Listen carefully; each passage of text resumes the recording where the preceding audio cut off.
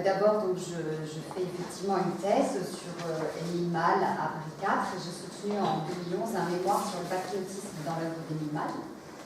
Je suis là aussi parce que je suis la femme de Florent Maravaille, qui lui-même est l'arrière-petit-neveu d'Émile Malle. Arrière-petit-neveu, c'est pas un lien extrêmement proche, mais il se trouve que la fille d'Émile Malle, Gilberte, qui est morte en 2008, habitait sur le même palier que mon mari, et donc des liens forts se sont tissés entre eux, et quand elle est décédée, elle a demandé à Florent d'être le légataire universel pour tout ce qui concerne l'œuvre d'Émile Malle.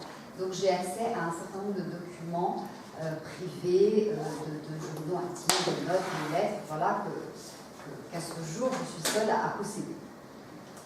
Alors, je vais commencer très vite parce que c'est une conférence qui est assez dense. Peut-être que le titre vous a surpris, Émile Malle et les écrivains bourbonnais, parce que Émile Malle est avant tout un historien d'art religieux.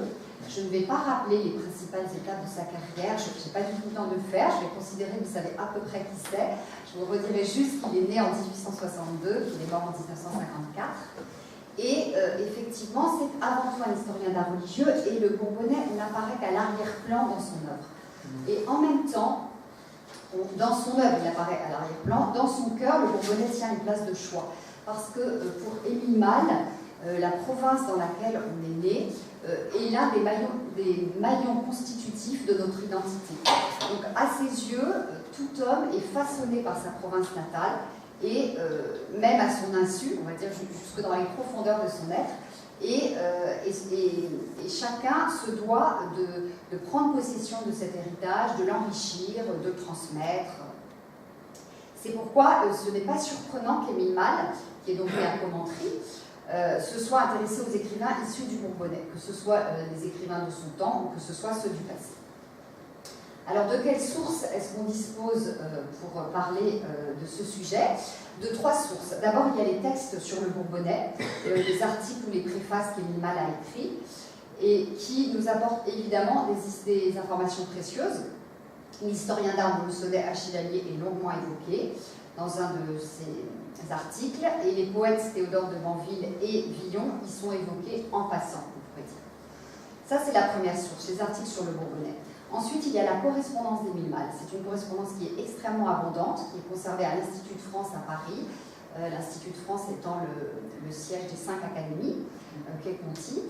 Et au hasard de cette correspondance, on va tomber sur des échanges avec certains de ces écrivains bourbonnais, par exemple avec Valérie Larbaud. On aurait pu aussi parler de Jean Guiton, je ne le ferai pas ce soir parce que je n'ai pas le temps de le faire, mais sans doute j'en ferai le sujet d'un article. Et la plupart des écrivains de son temps, en tout cas aux contemporains, lui ont dédicacé ses livres, et on les trouve dans les vestiges de sa bibliothèque qui sont conservés à Commentry, dans l'espace culturel de Commentry, la Pléiade. Ça, c'est la deuxième source, la correspondance d'Émile Malle. Et puis, la troisième source, c'est un peu le hasard. Parfois, au hasard d'un article d'Émile Malle qui n'a pas de lien avec le Bourbonnais, ou dans un journal ou l'écrit d'un des écrivains dont on va parler aujourd'hui, le nom d'Émile Malle est évoqué. Et ça complète donc les sources dont on dispose. Alors, je vais évidemment procéder par ordre chronologique, et commencer par François Villon. Alors, c'est un historien d'art de Montluçon, Pierre Pradel, qui a été un prestigieux conservateur de plusieurs musées nationaux, qui a témoigné de la fierté patriotique dont Émile Malle faisait preuve quand ils évoquaient ensemble leur région natale. Je cite Pierre Pradel. Émile Malle énumérait avec une ferveur enjouée des gloires régionales auxquelles il est venu se joindre. Le Bourbonnais, m'assurait-il, est plus riche en grands hommes qu'on ne le pense. Nous avons Villon, nous avons Michel Colomb. Émile Malle s'est fait un plaisir d'évoquer ces grands hommes ici ou là. Évidemment, Michel Colomb, qui est un sculpteur, un des plus grands sculpteurs de la fin du Moyen-Âge, connu notamment pour avoir sculpté les gisants de la cathédrale de Nantes, il trouvait naturellement sa place dans une œuvre qui est centrée sur l'art religieux. Donc on retrouve son nom dans les synthèses sur l'art médiéval.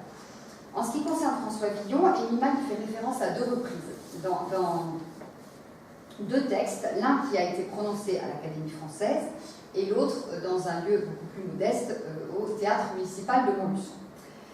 Dans le premier des textes, Émile Malle sacrifie à la tradition d'éloge de son prédécesseur, suite à son élection à l'Académie française en 1927. Ce prédécesseur, c'est un poète, Jean Richepin, qui s'inscrit dans la même veine que François Villon. En tout cas, c'est comme ça qu'Émile Malle le présente. Je cite Émile Malle. Il fallut reconnaître donc Jean Richepin, qu'il s'apparentait à une grande lignée de poètes français, à Mathurin Régnier, à Villon. C'est à Villon qu'on le comparait alors le plus volontiers, mais il y avait bien des différences. Le monde que nous a peint Villon, avec une sensibilité si frémissante et un art souvent si exquis, c'est le sien. L'érudition moderne ne nous permet de nourrir aucune illusion à ce sujet. Ce grand poète, qui eut des accents d'une si adorable mélancolie, qui se confessa à nous avec une si touchante humilité, faisait partie d'une bande de voleurs. Il partagea avec ses complices les 500 écus d'or dérobés au collège de Navarre. Les archives nous ont appris que plusieurs des amis qu'il nomme dans ses vers furent pendus, et il fut lui-même en grand danger de l'être. S'il a écrit parfois en argot, c'est que l'argot était la langue naturelle des compagnies qu'il fréquentait. Jean Richepin, messieurs, s'il a été contraint parfois de regarder d'assez près le monde qu'il peignait, n'y a jamais vu qu'un objet d'étude. Il l'a contemplé en pur artiste. En cela, il fut fort différent de Villon. Il eut cependant, comme lui, la disgrâce d'être emprisonné. Je ferme les guillemets. Si vous connaissez un peu François Villon, vous savez, donc le poète contemporain de la guerre de 100 ans, qu'il a eu effectivement, que sa vie est faite d'errance, de fréquentation louche, de fuite, de condamnation judiciaire. Alors évidemment, il a lui-même entretenu un peu sa propre légende, donc c'est pas forcément facile à une époque où les sources font parfois défaut de démêler le vrai du faux. Mais il y a quand même quelques faits avérés qui parlent d'eux-mêmes.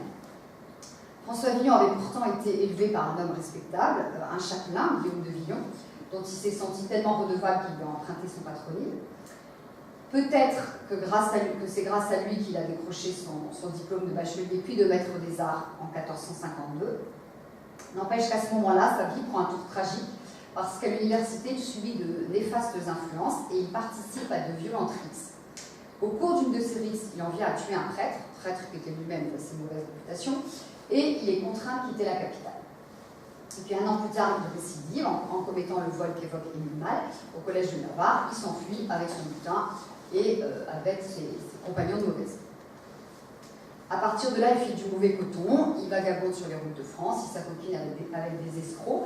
Le souvenir de ces escrocs nous a été conservé dans ses ballades en jargon, qui sont des textes un peu ésotériques qui évoquent une société criminelle, la bande des coquillards, à laquelle peut-être, dont François Villon faisait peut-être partie. Pour quel motif est-ce qu'il est incarcéré en 1461 dans le Loiret à Main-sur-Loire, à l'initiative de l'évêque d'Orléans? Nous ne le savons pas. Ce qui est certain, c'est que c'est le roi Louis XI qui l'a extirpé de son cachot, et que François Villon, qui avait été très marqué par cette épouvantable captivité, a témoigné à Louis XI d'une vive reconnaissance. Pour autant, il n'a pas tourné le dos à ses vieux démons, puisque un an après, il est à nouveau impliqué dans une rixe. Cette rixe est cause de blessures pour un notaire pontifical, et donc il est arrêté, il est condamné après torture à la pendaison, et il ne doit sa survie qu'au Parlement de Paris, qui commut sa peine en un bannissement de 10 ans. À partir de ce moment-là, il y a très peu d'informations sur lui qui nous soient parvenues. Donc c'est une vie instable, c'est une vie désordonnée, et en même temps une vie qui ne reflète que la face sombre d'un homme qui était prodigieusement doué et qui est unanimement considéré comme l'un des plus grands poètes du Moyen-Âge. Émile Malle, qui connaissait très bien le Moyen-Âge, sans doute faisait sienne cette affirmation, puisque dans l'extrait que je vous ai lu, il loue sa sensibilité frémissante, son art exquis, son adorable mélancolie. Et dans celui que je n'ai fait qu'évoquer à Montluçon, il va jusqu'à le considérer, je cite, comme l'un des plus grands poètes lyriques de la France. Alors ce bel hommage, l'un des plus grands poètes lyriques de la France, figure dans le discours qu'il a consacré à l'historien de Montluçonnet, Achille Amier, sur lequel nous reviendrons tout à l'heure, en l'année 1936. Émile Malle est en train de parler des qualités et des défauts des Bourbonnais.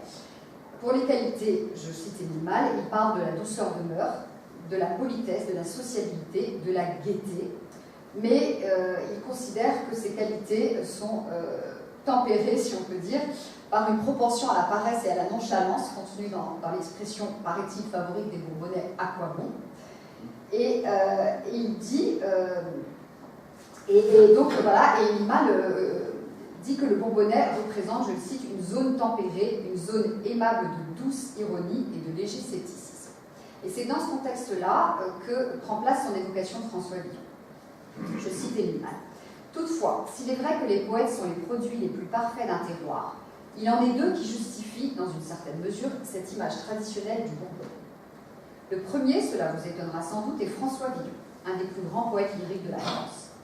Les travaux des érudits viennent de nous le rendre. Villon se donne comme parisien, et il était né en effet à Paris très pontoise, comme il dit. Mais sa famille était du Bourbonnais. Son vrai nom était Montcorbier. Or, Montcorbier est un lieu-dit près du Bouchot, non loin du Donjon. Bouchot, c'est une commune qui est située à la limite de Loire et de Saône-et-Loire, dans l'est du Bourbonnais. C'est ce qui vous explique pourquoi il a fait des voyages en Bourbonnais et pourquoi il considérait le duc de Bourbon comme son seigneur véritable. Quoique parisien, Villon gardait l'amour et l'empreinte du pays de ses aïeux. Chez lui, nos défauts se sont malheureusement métamorphosés en vices. Le manque de persévérance est devenu paresse et l'insouciance désordre. Mais dans son abaissement, le pauvre poète garde une sorte d'innocence et il se confesse à nous avec la plus touchante humilité. Il est ironique, il est sceptique, il dit lui aussi à quoi bon. Mais il garde un fond de tendresse et de douceur. Il a la fantaisie, l'inattendu, et un sens si merveilleux de la musique des mots qu'on pourrait croire qu'il descend de nos vieux maîtres sonores.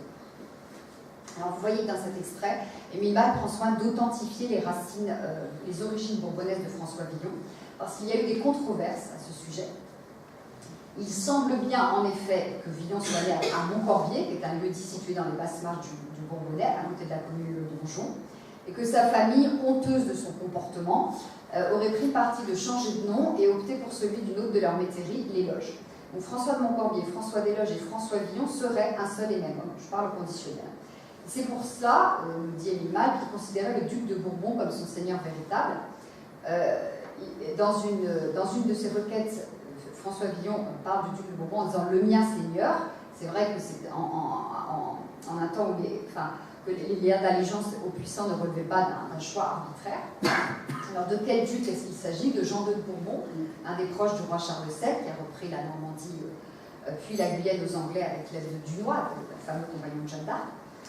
Jean II de Bourbon était poète, il était musicien, il a été un protecteur des arts, il a tenu une cour brillante à Moulins, et il y aurait accueilli Villon vers 1459 sur une lettre de recommandation du poète Charles d'Orléans, qui lui-même s'était entouré d'une élite prestigieuse à Rouen. Alors, est-ce que Villon avait vraiment gardé, comme le dit Émile Malle, l'amour et l'empreinte du pays de ses aïeux? Si on pense, comme Émile Malle, que et dans le sillage d'ailleurs d'Ernest Renan, de Maurice Barrès, de Genevoix, etc., si vous considérez que le sang qui coule dans vos veines vous marque irrémédiablement, même à votre insu, peut-être. Et en tout cas, et pour ce qui est de l'attachement au sol natal, ce qui est sûr, c'est que les années passées auprès du duc de Bourbon comptent parmi les plus paisibles de cette existence chaotique. Il semble que c'est dans la compagnie, à chaque fois que Villon se réfugie dans la compagnie de l'élite intellectuelle, peut-être à Angers, c'est pas tout à fait sûr, à Moulins, à Blois, c'est dans ces contextes-là, et seulement dans ces contextes-là, qu'il semble s'agir un peu.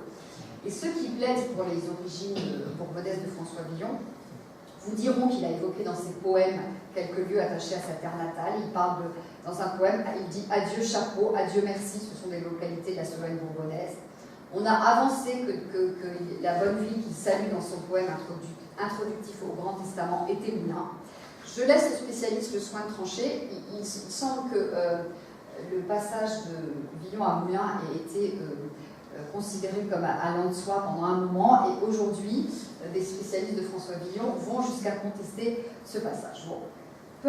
En tout cas, moi je n'ai pas évidemment la compétence pour trancher, mais ce que je voulais souligner ici, et si j'ai intégré François Villon dans cette conférence, c'est que Émile Malle, lui, croyait fermement que Villon était fils du Bourbonnais, à la fois par sa naissance et par certains de ses traits de caractère, et que c'est au Bourbonnais et au génie musical du Bourbonnais qu'il devait son génie poétique, son art de faire chanter les mots. Pour Émile Malle, il le devait au Bourbonnais. Et en tout cas, Émile Malle connaissait bien son œuvre parce que c'était un travailleur acharné et qu'il ne parlait que de ceux qu'il connaissait et qu'il maîtrisait parfaitement. Donc quand il rend hommage à sa tendresse, à sa douceur, à sa fantaisie, quand il dit que c'est un des plus grands poètes lyriques de la France, ça veut dire qu'il connaît bien son œuvre et qu'il s'en est imprimé. Je vous rappellerai juste avant de terminer, que cette œuvre se compose essentiellement de 2 textes célèbres. Il y a le Lait, que l'on appelle parfois le Petit Testament, Lait L-A-I-S, qui a été écrit au moment de son départ de Paris, vers 1456, et puis le Testament, rédigé en 1462, après la dure épreuve de l'emprisonnement. Ce sont des textes qui sont une poésie qui est marquée à la fois par l'ironie, parfois il célèbre l'amour courtois, parfois il le raille, par le désenchantement, par l'angoisse de la mort, et qui sont peut-être aujourd'hui un peu moins accessibles à nos générations qu'à celles d'Émile Malle. Il y a en tout cas un homme qui connaissait parfaitement l'œuvre de François Villon, c'est Théodore de Banville. Donc, Théodore de Banville, c'est le second poète bourbonnais, cette fois bourbonnais de source sûre, qui était connu et apprécié d'Émile Malle, et qui connaissait parfaitement l'œuvre de François Villon parce qu'il a délibérément voulu s'inscrire dans son sillage. Émile Malle le rappelle dans l'hommage à Achille Allier que j'ai évoqué tout à l'heure, et dans cet hommage, il fait part de son admiration pour ce poète mounois, admiration sans réserve. Je le cite. « Chose curieuse, Théodore de Banville, qui naît à Moulins et bien à nous, a avec François Villon des affinités, mais des affinités d'esprit seulement, car sa vie fut celle d'un sage. Il a appelé Villon son aïeul, et il a en effet quelque chose de sa verve fantasque et de son imprévu. Poète exquis, il cache sa bonté sous l'ironie, il dit en souriant des choses sérieuses, et dissimule une pensée profonde sous un paradoxe. Musicien accompli lui aussi, il est si harmonieux qu'on a dit de lui qu'il n'était pas un poète, mais le son même de la lyre. Nous avons peut-être le droit de reconnaître en lui un exemplaire supérieur de notre race, un exemplaire si noble que nos défauts sont devenus des qualités. » Théodore de Banville, c'est un auteur qui a compté pour Émile Malle, peut-être moins au départ parce qu'il était bourbonnais, que parce qu'il jouissait d'une vraie popularité au sein de la génération d'Émile Malle, donc celle des années 1890-1900, de la Troisième République naissante. En tout cas, c'est ce que laisse penser la lecture des souvenirs d'Émile Malle, donc souvenirs qui ont été rédigés entre 1916 et 1943, à propos de ses années à l'école normale supérieure. Voici ce que dit Émile Malle. Lorsque, l'année suivante, en 1882, nous créâmes une revue manuscrite, Joseph Texte, qui était un condisciple d'Émile Malle et son meilleur ami, en fut le principal rédacteur. Il y écrivait des vers fantasques, où la manière de Verlaine s'unissait à celle de Théodore de Banville. Dans les lettres qu'il écrit à ce même Joseph Texte, Émile Malle cite par 2 fois Banville, comme si c'était une référence incontournable. Dans une des lettres, il s'adresse donc à Joseph Texte, qui travaille d'arrache-pied pour repasser l'agrégation, et il lui donne ce conseil: tâche de te tenir en joie et en tranquillité, aie l'alacrité, la souplesse, traite-moi tout ça comme Théodore de Banville improvise un article pour le Gilblas. Gilblas, c'était une revue satirique. Ça veut dire, quand Émile Malle écrit ça, qu'il ne connaît pas seulement l'œuvre poétique de Banville, mais aussi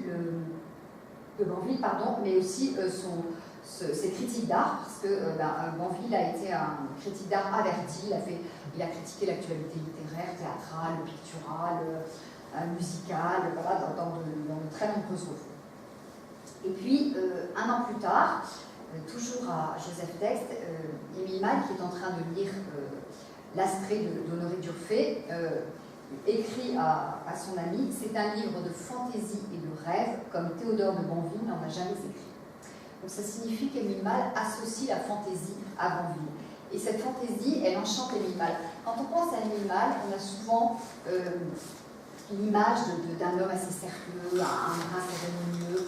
Et c'est vrai que c'est un peu l'impression que les photos qui nous sont parvenues donnent. Et en même temps, je pense que s'il l'impressionnait, c'était un peu à son corps défendant. Tous ses proches disent que c'était un homme très accessible, très simple, qui était réfractaire aux mondanités, qui n'aimait pas les titres honorifiques, et qui était doté d'un certain humour.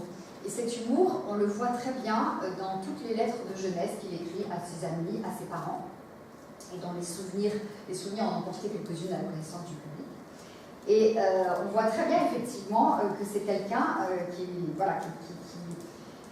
aimait bien rigoler, on va dire. Et donc, quand on connaît cet aspect de la personnalité d'Émile Malle, on ne s'étonne pas qu'il ait apprécié l'œuvre de Banville. Banville, son œuvre, c'est une œuvre qui est très éclectique. Il est connu parce qu'il a fondé une esthétique nouvelle, on va dire, avec le Comte de Lille, qui prenait l'art pour l'art. au rebours de tout ce qui était théorie d'engagement par la plume, etc. Donc ça a inspiré évidemment celui du coup d'homme, et puis Verlaine, même jusqu'à Mallarmé. Et c'est une œuvre qui est très éclectique, l'œuvre de ce poète, qu'on a souvent considéré comme un virtuose du langage. Et il a voulu vouer un culte à la beauté pure à la fin du 19e au début du 20e, pour se situer un peu, trouver une voie médiane entre le romantisme dont il considérait qu'il avait un peu, qu'il était tombé un peu dans la mièvrerie, et puis toute l'école naturaliste qui était sur le devant de la scène. Et donc, c'est un poète, c'est un écrivain plutôt lyrique. Et on pense, et ce lyrisme certainement a pu séduire Émile Malle, qui était à la fois lui très rompu à la fréquentation des auteurs romantiques, mais qui était très récalcitrant vers l'école naturaliste. Il n'aime pas Zola, il n'aime pas Maupassant, il dit Maupassant est un vulgaire. Donc, le côté de Banville assez facétieux, assez enjoué, qui s'amuse avec les mots, même si parfois c'est un peu lassant, il y a une espèce d'attachement excessif à la forme qui peut lasser. Mais voilà, on peut penser que ce côté-là a pu séduire Émile Malle. Et en tout cas, c'est ce sur quoi il insiste quand il fait un portrait, quand il parle de Banville. Dans le portrait qu'il fait de Jean Richepin à l'Académie française, que je vous ai cité tout à l'heure, voici ce qu'il dit. Le succès de la chanson des gueux introduisit Richepin, donc le prédécesseur de l'Académie française, dans la société des poètes et des critiques. Il se lia avec Théodore de Banville, dont la fantaisie l'enchantait depuis longtemps. Voilà. C'est sans doute cette fantaisie qui a amusé et peut-être conquis Émile Malle au départ. En tout cas. On peut ajouter aussi que Banville a fêté ses 20 ans sous la monarchie de Juillet et qui déplorait le manque de souffle de son époque. Et donc il va chercher dans l'Antiquité, dans la mythologie, essentiellement grecque, le souffle qu'il considère qu'il manque à son époque. Et or, l'Antiquité et la mythologie grecque, Émile Malle les appréciait énormément. Il est connu comme étant comme ayant voulu redorer le blason du Moyen-Âge, mais c'est un homme qui, comme toutes les élites de sa génération, est pétri d'humanité et il aimait énormément voilà, la Grèce, la mythologie grecque, l'histoire grecque, etc. Et puis, on peut penser aussi qu'il y a d'autres aspects de sa vie, de sa personnalité qui ont plu à Émile Malle. Banville était un homme très optimiste, très gai, très chaleureux, paraît-il, et sans doute, et peut-être, avait-il puisé cet optimisme dans une enfance très privilégiée, une enfance assez heureuse, qui n'est pas sans rappeler celle d'Émile Malle. L'un comme l'autre gardent de leurs jeunes années un souvenir qui est toujours un souvenir empreint de bienveillance, de tendresse, d'émotion, avec un point qui leur est commun, qui est la piété filiale. Émile Malle, à 22 ans, écrit à ses parents cette très jolie phrase « Croyez que rien au monde, non, rien au monde, ne m'inspire autant de respect que la simplicité et l'honnêteté de votre vie. » Et je pense qu'il n'aurait pas renié la dédicace que fait Banville à son père, en exergue de son recueil Les Stalactites. Émile Malle aurait pu écrire ça. « Je dois tout à l'affection sans borne avec laquelle vous avez protégé, défendu, soutenu mon enfance, modelé et éclairé ma jeune âme. Et si j'ai jamais souhaité quelque modeste succès, c'est pour pouvoir vous donner un témoignage de ma reconnaissance. » Et puis, c'est un homme qui a été aussi fantasque et bohème qu'il était, c'est quand même un homme dont Émile Malle dit que sa vie a été celle d'un sage, et c'est un constat qu'on pourrait également appliquer à Émile Malle. Alors, qu'est-ce qu'on peut dire sur l'ancrage du poète en Bourbonnais? Il est bien à nous, sans envoyer Émile Malle, qui donc le considère comme un exemplaire supérieur de la race bourbonnaise. Effectivement, il n'y a pas d'équivoque. Cette fois, Banville est né à Moulins, il y a passé son enfance. Sans doute la vie en tire quelque fierté, hein, puisqu'elle a donné son nom à un collège, à une avenue et à un parc où trône la statue voilà, que vous voyez sur le PowerPoint. Il évoque effectivement Moulins dans ses souvenirs, souvenirs qui sont charmants à lire. C'est une trentaine de pages que je vous recommande chaleureusement. Dans une préface à un recueil sur les légendes bourbonnaises, et dans au moins 3 de ses poèmes que je vous lirai à la fin si j'ai le temps. Un poème à sa sœur Zélie, un poème qui s'appelle Fleurs d'hiver, et un poème bien souvent je revois. Donc dans ces 3 poèmes, il évoque la ville de Moulins. Et puis il a aussi écrit, il s'est aussi remémoré dans ses ouvrages le domaine de Fontgeorges, qui est un domaine que son grand-père avait acquis en 1805, pas très loin de Moulins, hein, au nord-ouest d'Yzeure, aujourd'hui sur la route de Daucis, et sur lequel il écrit tout un poème qui s'appelle À la Fongeorge, un poème assez émouvant.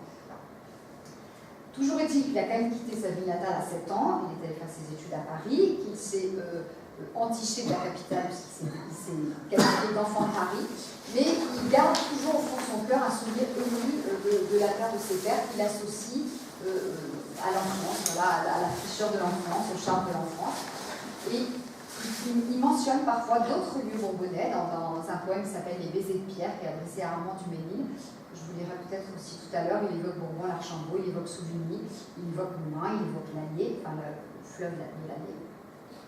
Donc, indéniablement, c'est un homme qui a été attaché à sa province natale, mais sans doute à un degré moindre que Émile Malle ou que Achille Allier, donc troisième écrivain dont je vais vous parler aujourd'hui, Achille Allier, d'une figure incontournable de l'histoire de l'Allier au nom prédestiné. Donc, alors, Achille Allier, ce qui est assez étonnant chez ce jeune homme, qui donc est mort à 29 ans en pleine fièvre créatrice, c'est que sa postérité est sans commune mesure avec le rôle qui a été le sien dans le formidable essor de l'histoire locale au XIXe siècle. Il est évidemment bien connu de tous les érudits bourbonnais, il est quasiment oublié du grand public, voire de l'historiographie officielle, qui, semble-t-il, n'a pas pris la mesure de son talent, de son envergure. Et pourtant, je ne suis pas bourbonnaise quand je vous dis ça. Je ne vais pas vous retracer sa vie et sa carrière, d'autres l'ont déjà fait, je pense notamment à l'abbé Côte, qui a écrit une biographie sur lui, mais juste évoquer les événements majeurs de cette vie et de cette carrière. Mais ce qui m'intéresse ici, c'est le regard qu'Émile Malle portait sur sa vie et sur son œuvre. C'est une œuvre qu'il connaissait parfaitement, dont il s'est nourri, et une vie qui le touchait par beaucoup d'aspects, parce qu'il y a beaucoup de points communs, même si leur parcours personnel et professionnel sont très différents, il y a beaucoup de points communs entre Émile Malle et Achille Allier. Si vous deviez retenir un seul écrivain parmi tous ceux dont je parle aujourd'hui, par rapport à ses liens avec Émile Malle, évidemment, c'est Achille Allier. Alors pourtant, Achille Allier occupe assez naturellement, puisque, comme je vous l'ai dit, Émile Malle est d'abord un historien, et d'abord le fondateur de l'iconographie, donc il n'avait pas tellement de raison de parler d'Achille Allier, mais donc il occupe une maigre place dans l'œuvre imposante qu'Émile Malle nous a laissée. À ma connaissance, il y a 3 écrits d'Émile Malle qui se réfèrent à Achille Allier. D'abord, il y a une simple note de l'art religieux en France au XIIe siècle. C'est une note qui fait référence au dessin de la fameuse colonne octogonale de Souvigny, qui a été un dessin paru dans l'Ancien Bourbonnais, le livre majeur d'Achille Allier. Ensuite, il y a une évocation qui est discrète, mais qui est chaleureuse, dans un article qu'Émile Malle consacre aux travaux français sur l'art médiéval à la fin du XIXe siècle. Et dans ce texte, à un moment, Émile Malle déplore qu'il n'y ait pas eu de recherche approfondie sur le rôle joué par les ducs de Bourbon en tant que mécènes dans le Bourbonnais. Et voici ce qu'il dit. Depuis le temps déjà lointain où Achille Allier entreprenait avec tant d'ardeur l'histoire politique et artistique du Bourbonnais, rien de remarquable n'a été écrit sur la cour des ducs. Ça a sans doute changé depuis. En tout cas, voilà, c'est ce qu'en pensait Émile Malle à ce moment-là. Donc voilà, il parle de l'ardeur d'Achille Allier. Et puis, et c'est là l'essentiel, il y a un long texte, une longue conférence que Émile Malle a prononcée à l'occasion du centenaire de la mort d'Achille Allier en septembre 1936 au théâtre municipal de Montluçon.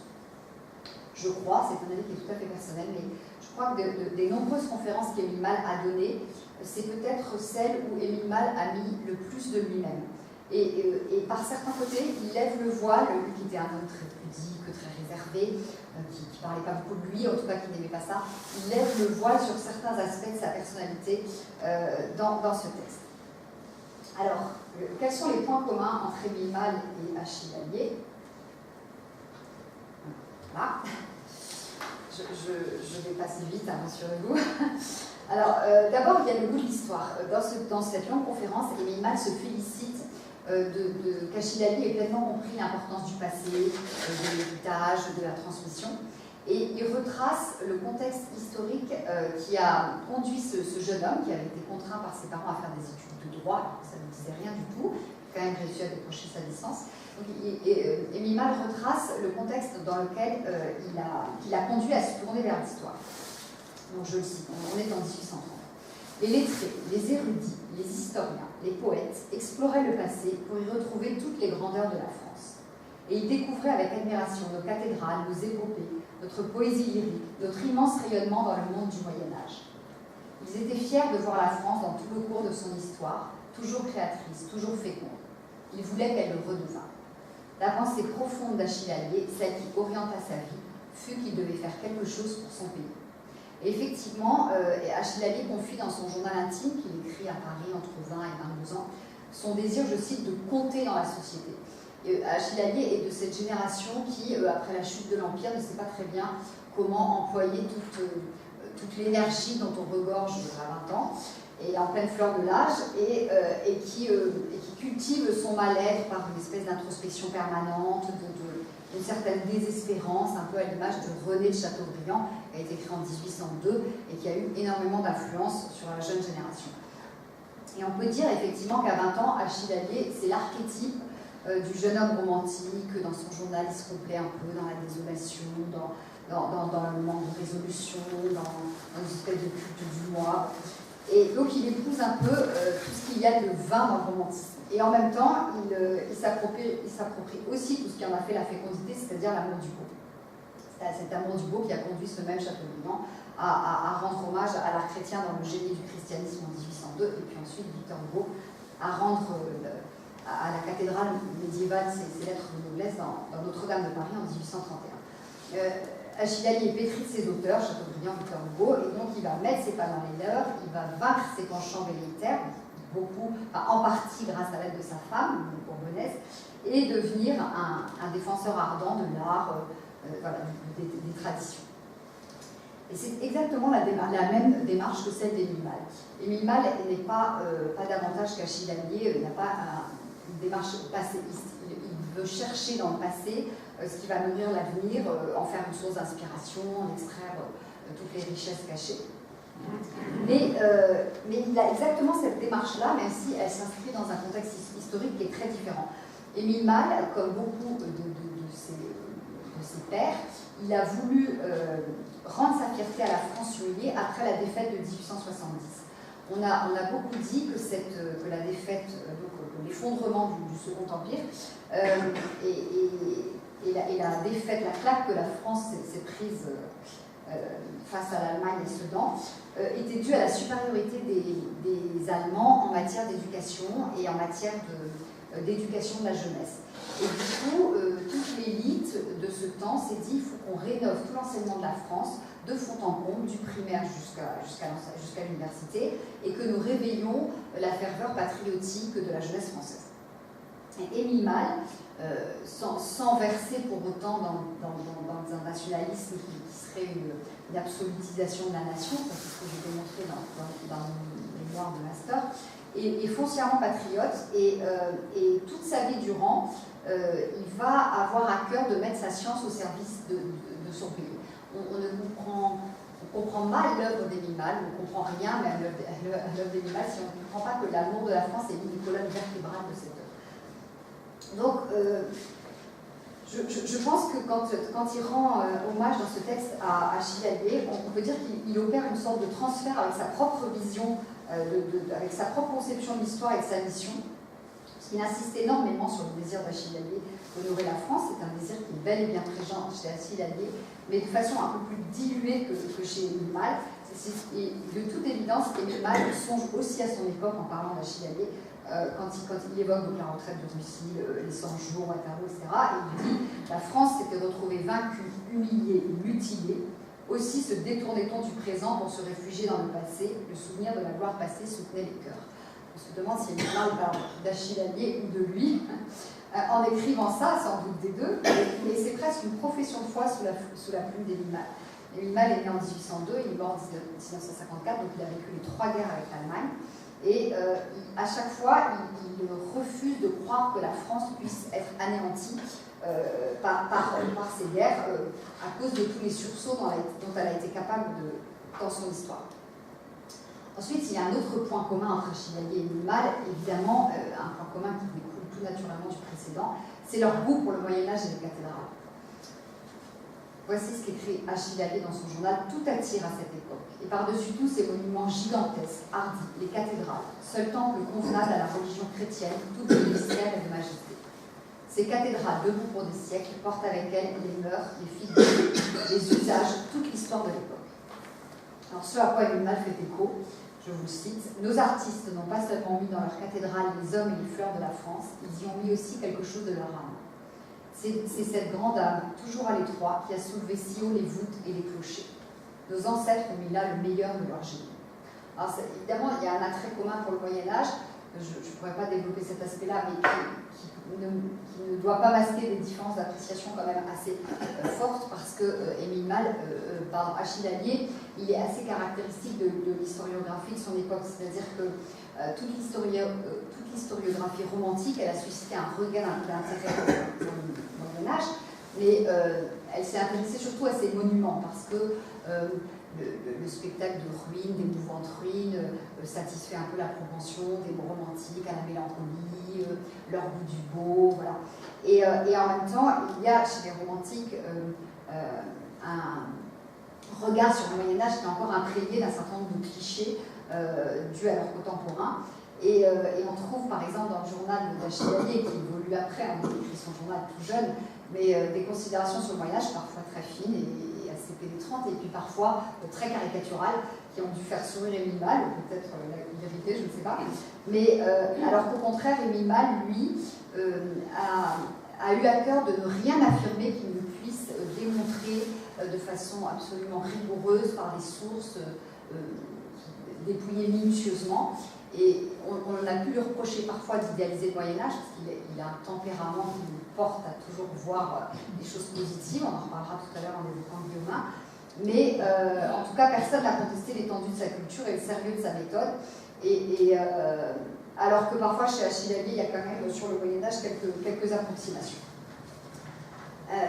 Alors, troisième point commun entre, je vous ai mis quelques lithographies, entre Émile Malle et Achille Allier, c'est l'amour de la province natale. Donc lui, Émile Malle, il a choisi de servir son pays en faisant mieux connaître le Moyen-Âge et puis après l'art chrétien, et c'est un exégète passionné de l'art chrétien.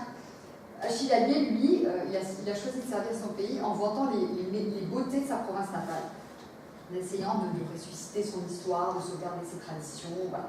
Donc cette résolution, il l'a menée pendant 7 années avec ferveur, entre 1829, c'est la date de son retour en Bourbonnais, après ses études à Paris, jusqu'à 1835, donc date de sa mort. Quand il meurt, il n'a pas 30 ans.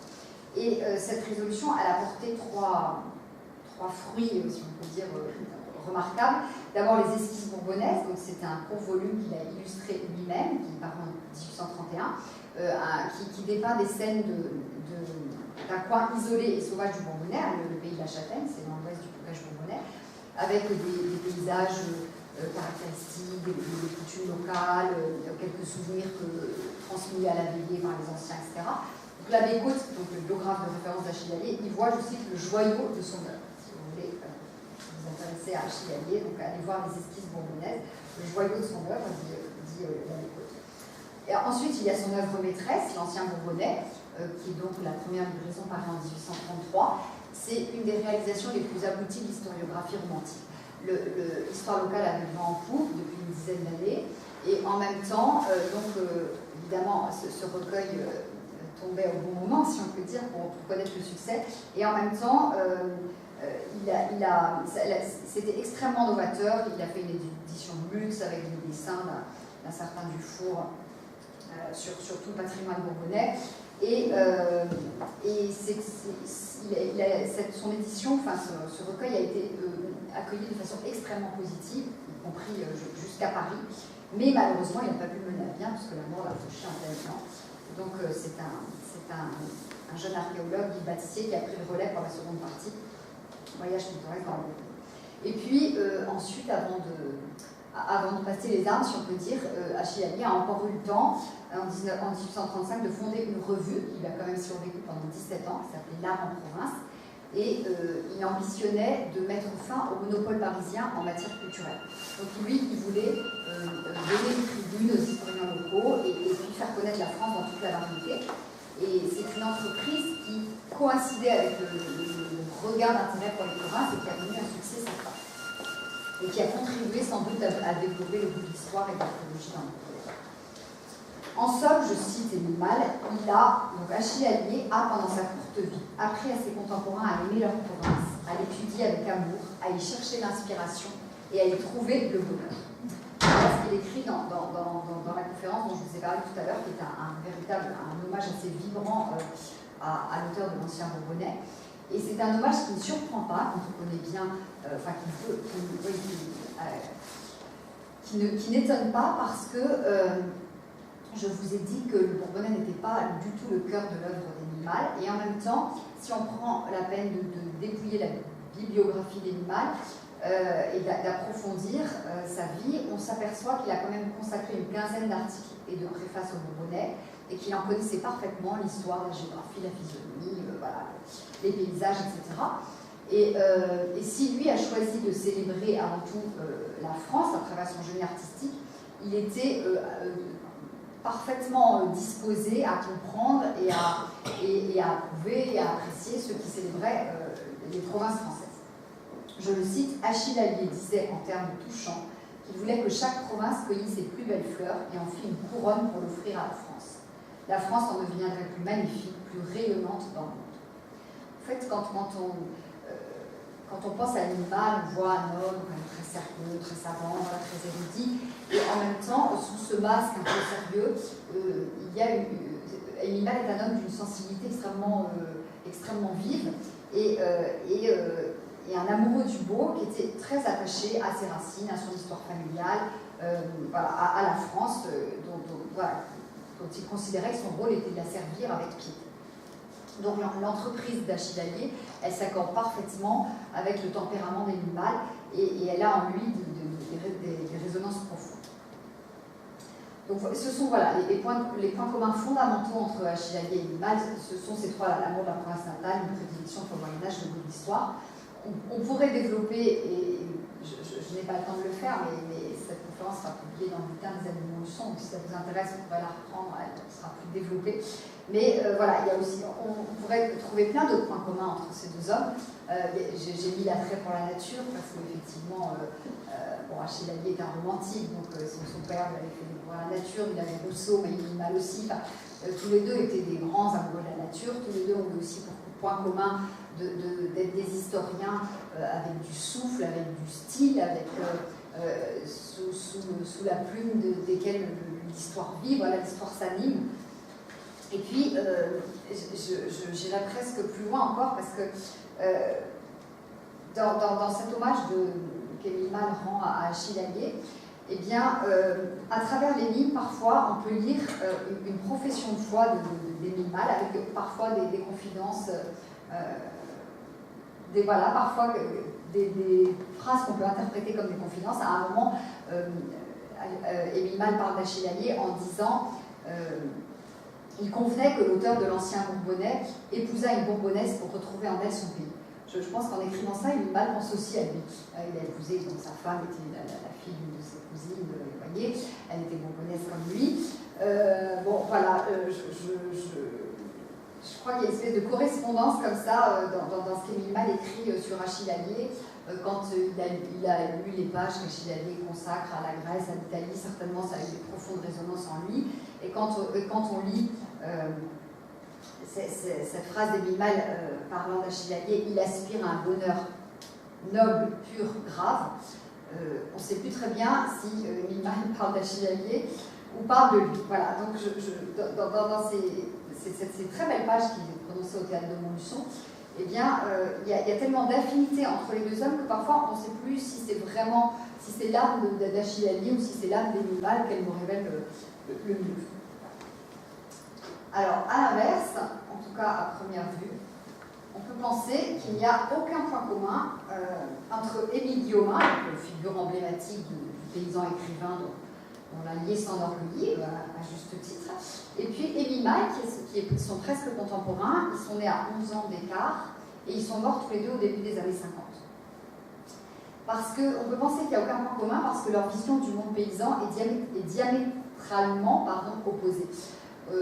Sans doute, la plupart d'entre vous connaissent bien Émile Guillaumin, donc vous savez que sa vision du monde paysan, il l'a essentiellement livrée dans le livre qui lui vaut sa postérité, La vie d'un saint, paru en 1904. C'est le récit du père Thiénon, qui est un paysan bourbonnais depuis sa naissance sous la Restauration à sa mort sous la Troisième République.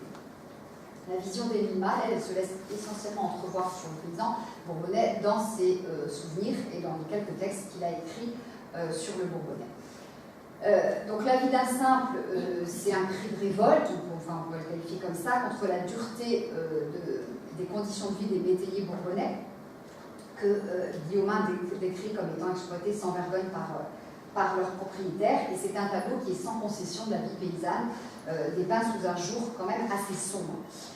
C'est un réquisitoire qui ne coïncide pas du tout avec la représentation qu'Émile Maille se fait de la vie de ses propres grands-parents, certes petits propriétaires, mais bourbonnais aussi, et Émile Maille était très proche de ses grands-parents, il leur vouait une grande admiration. Ils étaient nés dans le Bourbonnais à peu près 10-15 ans avant le protagoniste de Guillaumin, tous les deux, donc grand-père paternel et maternel, fils d'une longue lignée de paysans, et à la fois paysans et mineurs. Et quand Émile Maille parle de ses grands-parents, il en parle avec beaucoup de tendresse, avec nostalgie, et un peu comme des représentants d'une noble race en voie de disparition, et d'une race vertueuse, valeureuse, honnête, humble, et toute proche de la sagesse malgré son ignorance. Voilà. Donc Émile Maille s'est intéressé de près, à la fois par amour de la terre bourbonnaise, et puis aussi par piété filiale à la vie de ses grands-parents, à la vie de ses ancêtres, à leurs us et à leurs coutumes. Donc il s'en est fait le rapporteur dans une demi-douzaine d'écrits, en marge de ses travaux sur l'art religieux. Et lui, le monde qu'il ressuscite, il est aux antipodes de celui d'Émile Guillaumin. Il présente le travail de la terre, aussi contraignant soit-il, comme étant une source de joie profonde, et l'appartenance à une communauté, la communion avec l'harmonie avec la nature, comme étant source d'épanouissement. Quand il parle des traditions et des rites religieux, il parle de tout le sens qu'ils contiennent et les présente aussi comme facteur de convivialité. Et du coup, c'est avec beaucoup de mélancolie que lui, il constate toutes les transformations de la France rurale à la fin du XIXe siècle. Je vous lis Émile Maille. Cette race des anciens pays bourbonnais, majestueux et poétique sans le savoir, s'est perpétuée presque jusqu'à la fin du XIXe siècle, mais en perdant à chaque génération un peu de son originalité. Et dans les souvenirs, il parle du vieux paysan de France, ce magnifique exemplaire de notre race. Quand il parle de notre race, évidemment, c'est comme on en parlait à la fin du XIXe siècle. Enfin, pas du tout la connotation que ça a pris par la suite. Alors évidemment, qui de l'un ou de l'autre s'approche le plus de la réalité, c'est évidemment pas moi qui vais en juger. Ce qui est sûr, c'est que ces disparités de regard sur les paysans, on les retrouve dans toute la littérature française, parce que si vous lisez Balzac, avec des paysans assez sauvages et rugueux, ou Zola, qui lui décrit carrément des paysans extrêmement sournois, criminels et des brutes. J'ai vu La Terre il n'y a pas très longtemps, c'est quand même un tableau vraiment sans concession. Guillaumin à côté, fait figure d'optimisme. Et si vous lisez Georges Sand avec ses berrichons qui sont très joyeux, aimables, voilà, ou Mistral avec les Provençaux énergiques, gays, etc. Bon, voilà, il y a quand même des façons de regarder qui sont très différentes. Donc c'est évident que quelle que soit l'ambition réaliste de la littérature, elle reflète quand même aussi le parti pris de l'écrivain. Et la seule chose que je puisse dire aujourd'hui, c'est que et évidemment, ça ne fait pas exception chez Guillaumin et Maille. Et donc, ce qu'on peut dire aujourd'hui, c'est que l'un était extrêmement pessimiste et l'autre était extrêmement optimiste. Donc, on a fait de la vie d'un simple une espèce d'allégorie du monde rural au XIXe siècle, alors que c'est quand même un destin assez particulier, puisque c'est celui d'un paysan bourbonnais. C'est une terre où la la grande partie des exploitations agricoles relevaient du métayage. Mais il y a aussi un pessimisme foncier de Guillaumin. Guillaumin était un homme très timide, d'une sensibilité à fleur de peau, et son biographe, qui a fait une thèse sur lui, Roger Mathé, nous dit qu'il était d'un naturel tourmenté. Madame Chaline, qui a fait un livre sur la correspondance, très belle correspondance d'ailleurs de Guillaumin avec sa femme pendant la guerre de 14, insiste aussi plusieurs fois sur son pessimisme. Et on le voit aussi dans les premiers vers qu'il a publiés quand il était jeune dans la quinzaine bourbonnaise. Il publie des vers qui sont quand même marqués par une vision assez sombre du monde. Et alors qu'au contraire, Émile Malle, lui, Guillaumin a un peu une propension à lancer à la réalité. Émile Malle, c'est un peu l'inverse. Il enjolive. En général, c'est un homme qui est très bienveillant, qui voit toujours le positif chez les êtres dans des situations différentes, qui dit jamais de mal de personne, sauf des Allemands, mais ça c'est un petit peu particulier. Vous reporterez ma thèse si ça vous intéresse. Il n'aime pas du tout les Allemands, Émile Malle, mais à part les Allemands, en général, il est toujours très positif. On le voit dans sa correspondance, on le voit dans ses souvenirs. Quand il voit une ville laide ou un paysage triste, eh bien, il s'évertue à en voir les beautés. Il vous dira, mais souvenez-vous, regardez comme c'est émouvant, nos ancêtres ont vécu là, ils ont pleuré là, ils ont dansé là. Enfin bon, ils ont laissé un peu d'eux-mêmes, un peu de leurs rêves, un peu de leurs espérances. Donc il est tout le temps dans une démarche, il pose toujours un regard très optimiste sur les choses. Donc, on peut aussi imaginer qu'il a idéalisé quelque peu la vie de ses ancêtres. Et on ne s'étonne pas que lui, il se soit délecté en disant Georges Sand et qu'il n'ait pas du tout eu de goût pour les naturalistes, ni Zola, ni Maupassant. Voilà. Donc, en ce qui concerne la vie paysanne, sans doute il se sentait plus proche de son confrère de l'Académie française, René Bazin, qui lui a écrit des livres sur les paysans vendéens, en montrant toute la communion entre la communion qu'il y a entre les propriétaires et les paysans, on va dire, autour de la terre et de l'amour de la terre. Donc il y a un monde entre Émile Guillaumin et Émile Malle quant à leur perception du monde agricole. Alors, et puis ce sont aussi deux hommes qui ont conçu l'engagement de façon extrêmement différente. Voilà, j'anticipe un peu dans ce que vous disiez.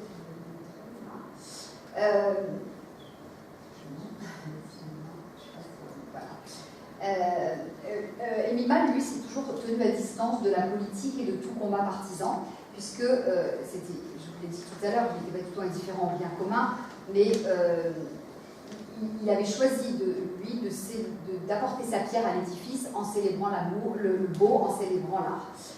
Guillaumin, lui, n'est pas la politique non plus, même s'il a été conseiller municipal et puis maire, même dit grande au moment de la Révolution nationale, mais il était proche des socialistes, mais il a toujours refusé d'adhérer à un parti et de postuler à une élection.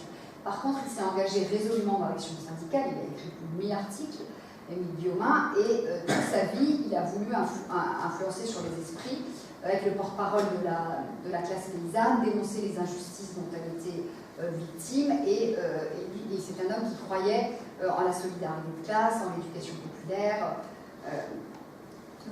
qui voulait convaincre les paysans de prendre leur destin en main.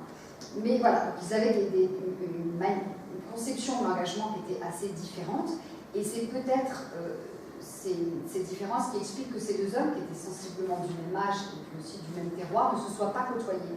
Il n'y a pas de correspondance entre eux, en tout cas on n'a pas trouvé, il n'y a pas de mention respective de leurs œuvres dans leurs lettres ou dans leurs écrits. Certainement Émile Malle, qui se tenait au courant de l'actualité littéraire, et a fortiori de l'actualité littéraire bourbonnaise, avait dû lire La vie d'un saint, et peut-être même d'autres œuvres de son compatriote. L'inverse est peut-être moins vrai parce que Guillaumin s'intéressait beaucoup à l'histoire, mais semble-t-il peu à l'histoire de l'art. Il a quand même pris la peine en 1949, Guillaumin, d'adresser à Émile Malle son livre sur la clé du manche, Pensée au jour le jour, avec cette dédicace à M. Émile Malle, en respectueux hommage, cette Macédoine de pensée au compte d'un vieil autodidacte de notre Bourbonnais. Voilà, le livre se trouve dans le musée Émile Malle, la salle du patrimoine de Commentry.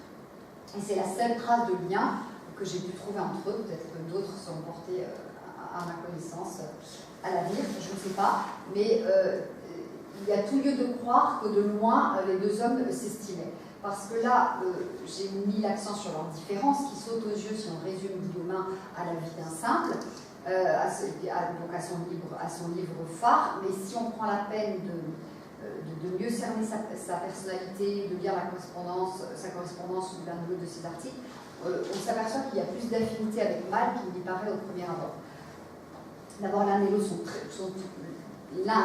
sont très attachés aux Bourbonnais, à la terre de leurs ancêtres, au culte des morts. Tous les deux sont des hommes modestes, des hommes qui ont des goûts sains, qui ne sont pas très enclins ni à la frivolité ni au plaisir simple. Ce sont des hommes de bon sens, l'un et l'autre, des sortes de sages, on peut dire. On a appelé Guillaumin le sage d'Igrande. Ce sont des hommes droits, tous les deux, qui sont réputés pour leur rigueur morale, pour leur fidélité en amitié, fidélité en amour. Ce sont deux mariages heureux, je pense qu'on peut dire ça. Et puis deux hommes qui placent le travail assez haut dans le panthéon de leurs valeurs et qui l'un et l'autre ont poursuivi avec ténacité, avec constance, la mission dont ils se sentaient investis. En s'imposant, et ça on le voit très bien dans les notes de l'un ou de l'autre, une certaine discipline de vie. Et puis ils ont aussi en commun de croire l'un et l'autre en la vertu civilisatrice de la culture, de la littérature, voilà, même du temps de leur jeunesse, ils vibrent parfois pour les mêmes auteurs, que ce soit Hugo, que ce soit Pierre Loti, que ce soit Lamartine. Ce sont les uns et les autres des auteurs qui ont façonné Émile Malle et Guillaumin. Daniel Halévy, qui est donc, le fameux auteur de ce classique de la France rurale, Visite aux paysans du centre, a rendu hommage dans une préface à la vie d'un simple de Guillaumin, non, c'est la préface de Paysans par eux-mêmes, pardon, il rend hommage, je cite, à l'âme si haute de Guillaumin. Je pense que Daniel Halévy, qui n'a pas manqué de dédicacer un seul de ses livres à Émile Malle et qui était aussi très respectueux vis-à-vis d'Émile Malle, aurait pu écrire la même chose d'Émile Malle, aurait pu parler de l'âme si haute d'Émile Malle. Alors, avec Valérie Larbaud, qui sera le dernier dont je vous parlerai aujourd'hui, on pénètre évidemment dans un univers qui est très différent, qui est à milieu du sage d'Igrande.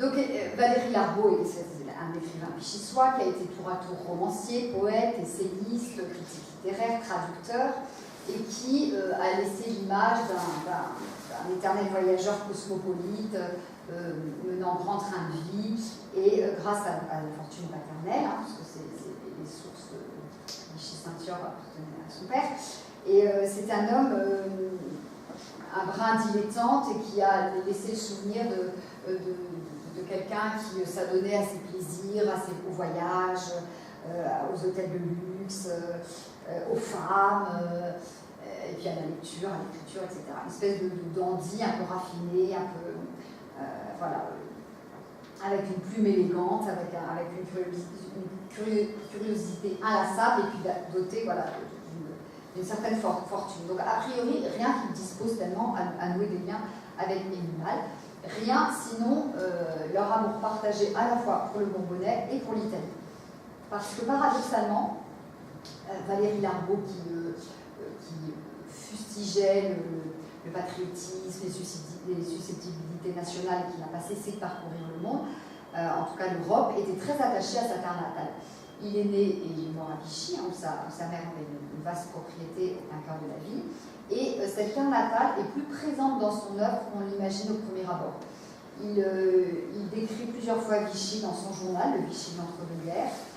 Dans Mon plus secret conseil, il a glissé le village de la Lisole, qu'il ne connaissait pas, mais il paraît que les consonances l'enchantaient.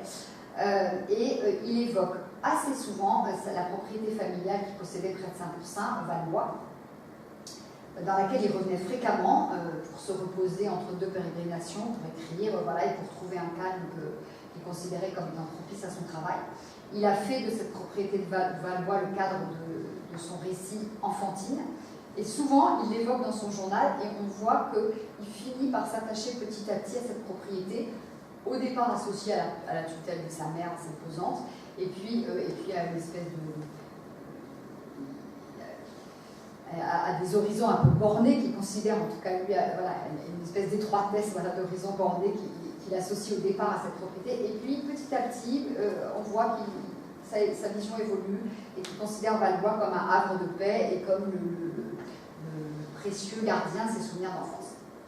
Alors, mais évidemment, les pages les plus significatives de l'attachement de Larbaud au Bourbonnais, celles que tous les érudits locaux connaissent, eh bien, ce sont évidemment celles d'Allen, dont vous voyez la page de garde, qui est un petit livre au titre énigmatique quand on n'est pas initié, donc, et qui renvoie à la devise de l'ordre de l'Écu d'Or, qui a été fondée par le duc de Bourbon, Louis II, en XIVe siècle, quand il est revenu d'Angleterre, de sa captivité d'Angleterre, et qui signifie tous unis.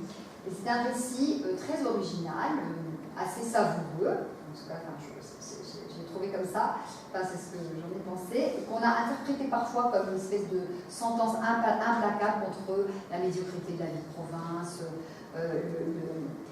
l'engourdissement de la province, etc., et qui est en fait un hymne à la terre de ses pères.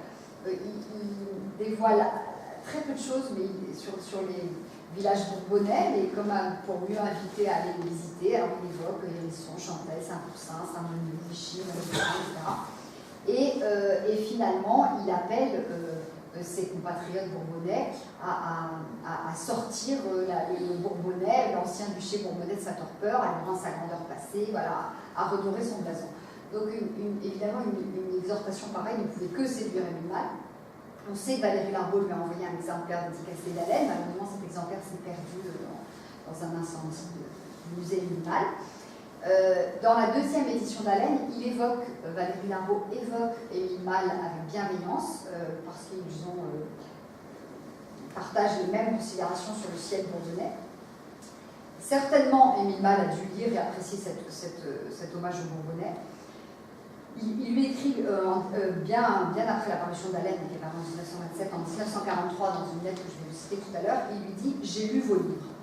Émile Malle écrit ça à Valérie Larbaud.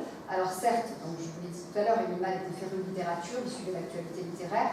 Je ne suis pas sûre qu'il aurait lu spontanément les livres de Valérie Larbaud s'il n'avait pas été un de ses compatriotes. Voilà. Et c'est pourtant, ce n'est pourtant pas dans l'Allier qu'ils se sont rencontrés, ni à Paris, alors qu'ils étaient voisins, ils habitaient tous les deux dans le 5e arrondissement. C'est en terre italienne.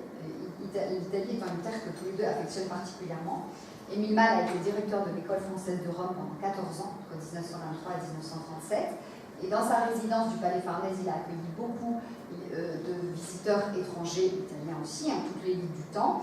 Et Valérie Larbaud, quant à lui, a séjourné à plusieurs reprises en Italie au même moment. C'est d'ailleurs en Italie qu'il a rencontré sa compagne pendant 35 ans.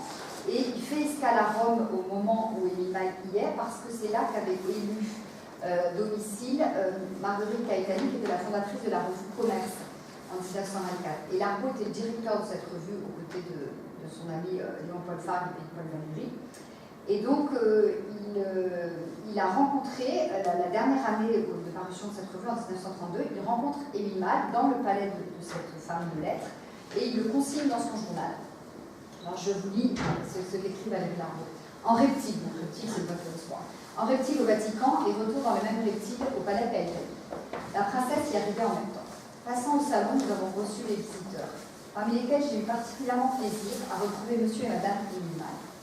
Causer un moment avec monsieur Émile Malle, grande affabilité de madame Émile Malle, parler de Belle-Nave et de Valois, c'est la propriété de Larbaud près de Saint-Pourçain, parler de Belle-Nave et de Valois, Fleuriel, Montmarot, etc., et des arènes de Lutèce avec monsieur Émile Malle. Les arènes de Lutèce, l'appartement d'Émile Malle à Paris surplombe les arènes de Lutèce. Donc voilà ce qu'écrit en 1932 Valérie Larbaud. Les deux hommes se revoient plusieurs fois dans les jours qui suivent. Donc le 12 février, c'est consigné dans le journal de Valérie Larbaud, puis le 18, je cite Valérie Larbaud, Rome, jeudi 18 février 1932. Au palais Farnèse même, j'ai pris congé de monsieur Émile Malle. Une causerie d'1 heure environ sur la Grèce, Christophe Colomb, les prochains embellissements de Rome, et finalement Saint-Gilbert, patron du Bourbonnais, et les églises qu'il a en Bourbonnais. J'ai regretté l'absence de madame Émile Malle, qui est un peu souffrante. Donc on voit que le contact est franchement cordial et que le Bourbonnais occupe une place de choix dans les discussions, dans les conversations entre ces deux Français exilés. Alors, il faut croire que le contact n'a pas été rompu, puisqu'il y a un échange de vœux, mais dont on ne possède malheureusement pas la date, qui se fait dans la foulée. Et puis, près de 10 ans plus tard, nous avons gardé la trace d'une lettre d'Émile Malle à Valérie Larbaud, qui date de 1943, avec en tête de Saint-Pourçain, parce que pendant la Seconde Guerre mondiale, Émile Malle avait loué un appartement à Saint-Pourçain. Donc il écrit cette lettre à Valérie Larbaud.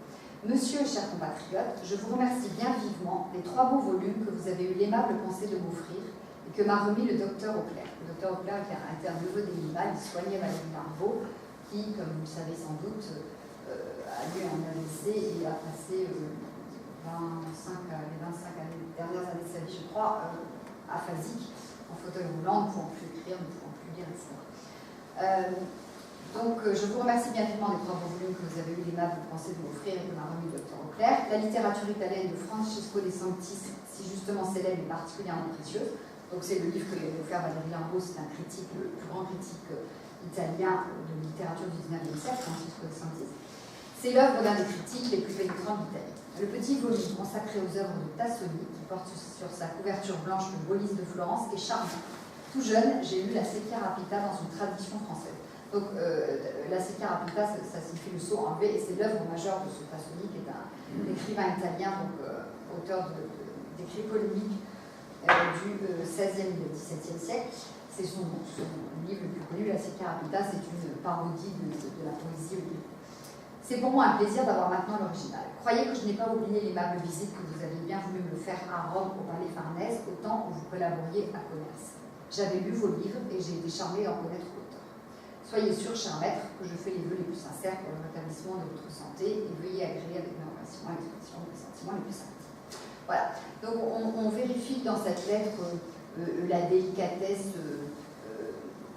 coutumière de Valérie Larbaud, puisque tout malade qu'il soit, il a choisi soigneusement ses présents à Émile Malle, qui sont un clin d'œil à l'Italie, pays qui était pour l'un et pour l'autre leur seconde patrie.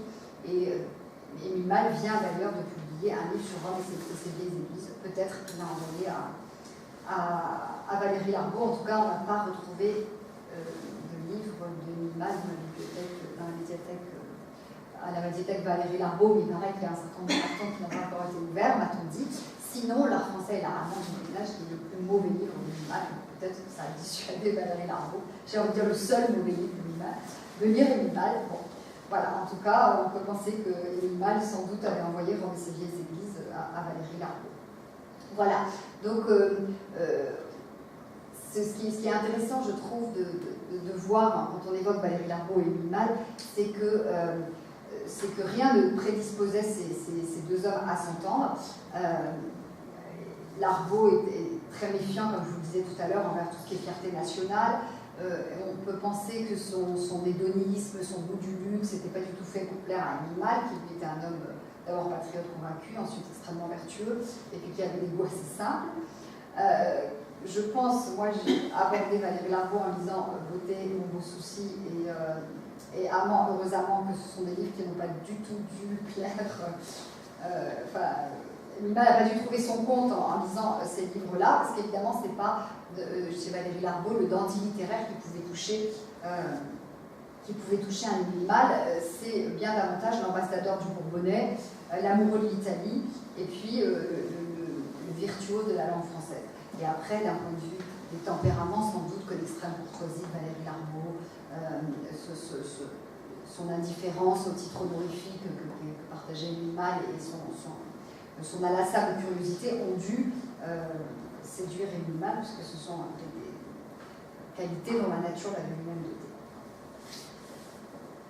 Voilà, inlassable curiosité de Valérie Larbaud, inlassable curiosité d'Émile Malle. On peut, sans doute sans cette espèce de curiosité toujours en éveil qui était un des traits de caractère d'Émile Malle, il ne se serait pas intéressé à des écrivains aussi divers que Villon, Banville, Achille Labbé, etc.